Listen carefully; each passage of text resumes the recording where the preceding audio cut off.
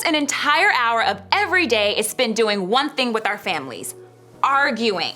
Research shows that we average around 6 arguments a day with our family members. That's an average of 42 arguments a week. But it doesn't stop there. We argue about 180 times with our families a month. That's over 2,000 arguments a year. Talk about a lot of arguing. If you're anything like me, you find yourself arguing with other people or listening to other people argue or getting caught up in arguments you don't want to be in. A lot. People argue over sports and politics and family stuff and friendship drama and what's ultimately the best Billie Eilish song and if LeBron is really the greatest of all time. You might feel like you spend a ton of your conversations with other people just arguing. Seriously. Stop and think about the last argument you got into or witnessed with someone else. Was it this week? This morning? 5 minutes before you walked in the door today? What was it about? Something really big and important? Or something pointless? Either way, I know how you feel, because honestly, I've been there more times than I can count. I was 12 years old. Me and my brother were racing to the car obviously to see who was gonna get the front seat. Not only was I beating him, I tripped while I was running, still beat him to the front seat, and do you know he not only shoved me out of the way, we were literally fighting over the handle of the car, and he slammed my fingers in the door. And guess who got the front seat still? He did. Do you know that we argued the entire time with me screaming and crying in the back seat with swollen fingers? Okay, why am I telling you all this? Well, whether you realize it or not, arguments happen all around us. They happen a lot, with all kinds of different people over all kinds of different things. And honestly, it will probably be this way for the rest of your life. I mean, all you have to do is glance at social media to see people arguing over things like politics and religion to know that that's true. Arguments are everywhere you look. And I think most of us probably feel like arguments are bad. I mean, conflicts usually don't make you feel great, and they can be really difficult and uncomfortable to have. In fact, I think most of us try to avoid arguing if we can, right? I know I do. We may have strong opinions about things, but we don't argue about them because we want to fit in and not stand out. We don't want to offend someone or make someone upset. But here's the thing. I've learned not all arguments are bad. Arguing can actually be good if it's done in a way that's healthy and respectful. That's why I think it's an important subject to talk about. Because if we don't learn how to argue in a healthy way, the quality of our relationships with our friends or family members or teammates or people in our small groups, pretty much everybody we come in contact with, it's on the line. You see, conflict is a part of life.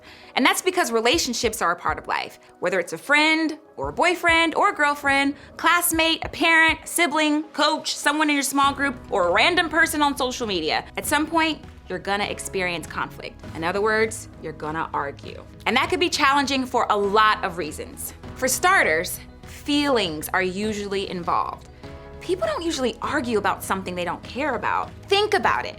When you argue with your parents over your grades, it's because your parents care about the grades you get. When you argue with your best friend about the lie they told you, it's because you care that your friends are honest. When you see adults arguing about things like who should be the next president, it's because they care about choosing the best person for the job. A lot of times we argue simply because we care a lot about what we're arguing about. Or we care about who we're arguing with. You don't want to see your friend make a bad choice. You don't want your girlfriend to break up with you. You don't want your older sibling to talk to you that way. So you argue, not because you want to, but because you care that much about the other person.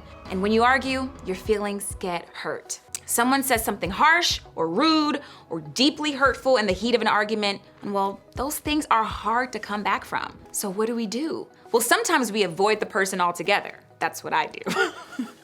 We don't talk to them. We ghost them. We completely disappear. We hope that eventually the hurt feelings or those reasons why we argued will disappear too. Or maybe we do talk about it, just not to them. Instead of talking to the person we've argued with, we talk to everyone else. But that can't really get us anywhere closer to solving the issue, can it? I think one of the biggest reasons arguments can be challenging to navigate is this: the other person thinks differently than we do. Maybe you've argued with a friend who thought using certain words was okay, but you 100% believe those words were hurtful. Or maybe you've argued with a teammate because they had a totally different strategy on how to win the game. Maybe you've seen people argue in the comment section of Instagram because they had totally opposite views from one another. Regardless of who is arguing, usually this is what happens. Instead of listening to what someone else has to say, or talking to them calmly about their viewpoint, or even ignoring it altogether, we jump right into an argument. Why? Because honestly, we can't understand how they could think differently than we do. So what do? We spend our energy trying to convince them that we're right. After all, isn't that the whole point of an argument? To prove your point? To get the other person to come to your side? To win? To be right? See, I think the biggest problem we have when it comes to the way we navigate arguments is that we feel like there has to be a winner and a loser. And I don't know about you, but I definitely don't like to lose. That's the mindset a lot of us have when it comes to arguments. We want to win. We want to be right. And it doesn't matter what we have to say or do to make sure at the end of it, we come out on top. But what if that's the problem holding us back? What if arguing to win isn't really a win at all? And what if trying to be right isn't actually right? Remember what I said earlier? Conflict happens. No matter how hard we may try to avoid it or distance ourselves from it, at some point, we're gonna find ourselves in an argument with someone or being argued with. And because that's the case, I think it's important that we learn a better way to handle it, a way that allows us to aim for more than just being right. Today, we're gonna look at something Jesus' half-brother, James, wrote down. James was writing a letter to a group of Christians in the early church, and there's some wisdom that's an absolute game changer when it comes to how we can handle arguments. Check it out. My dear brothers and sisters, take note of this. Everyone should be quick to listen, slow to speak, and slow to become angry. Notice what James is saying. This is advice for everyone. Not just the people I agree with, and not just the people who think they're right, and not just the people with the biggest tempers or the most passionate voices. This is for all of us. Now, because James wrote this letter to people who were following Jesus, I think the instruction is even more powerful. The message is for everyone, but it's especially important for those of us who believe in Jesus. As followers of Jesus, this is how we're supposed to communicate to other people. This is how we're supposed to argue. So what did James say we're supposed to do? First, he told us to be quick to listen. In other words, when you find yourself in an argument, listen first. Do your best to hold off from speaking until you've actually made an effort to listen, to hear what the other person is saying. I think just applying this first piece of wisdom alone could solve a lot of our disagreements, don't you? So often, the reason our arguments get so heated or go on for so long is because we don't make an effort to listen to the other person, or we don't feel like they're listening to us. James followed that by telling us to be slow to speak. Now, for some of us, this is particularly difficult. We want to speak what's on our minds all the time, but especially in an argument, the thought of not saying what we think or feel, that's just crazy. But remember, slow to speak doesn't mean saying no to speak.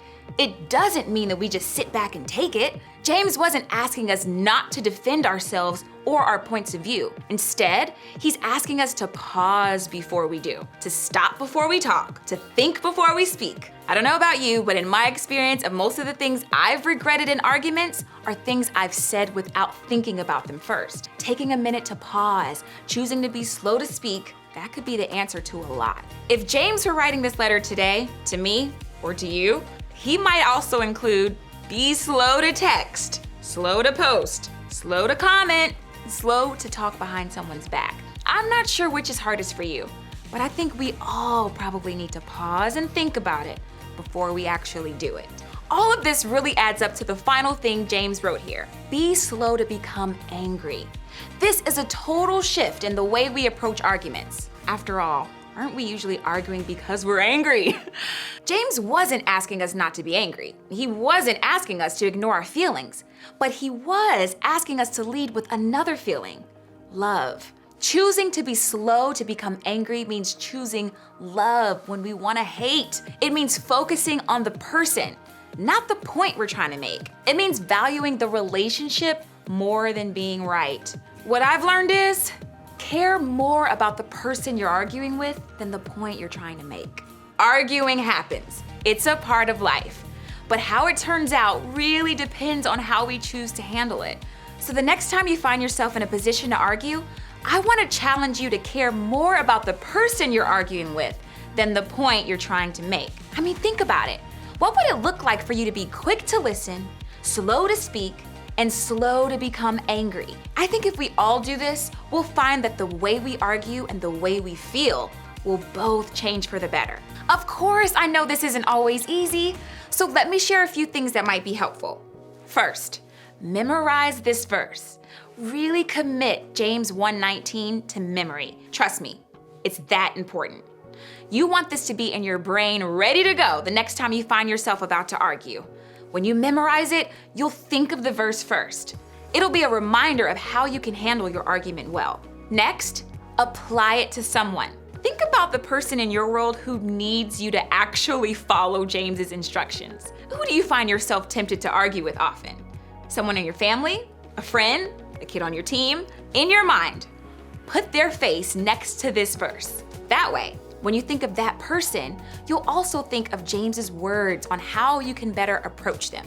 Lastly, put yourself in their shoes. This one is tough, I know, but I want to challenge you to see more in that person than just your differences, your argument, and your stance.